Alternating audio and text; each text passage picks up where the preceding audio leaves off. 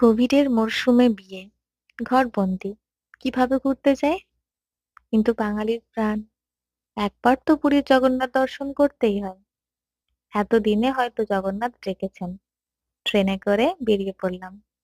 ট্রেনে চেপে হিয়ার চোখে তো আর ঘুম নেই।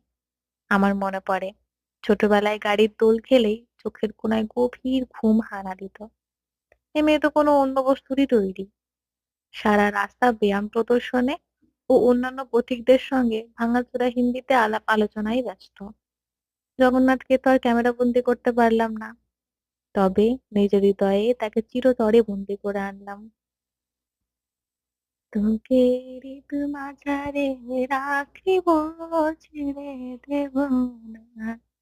তোকে হৃদয় মাঝে রাখবো, ছেড়ে দেব না।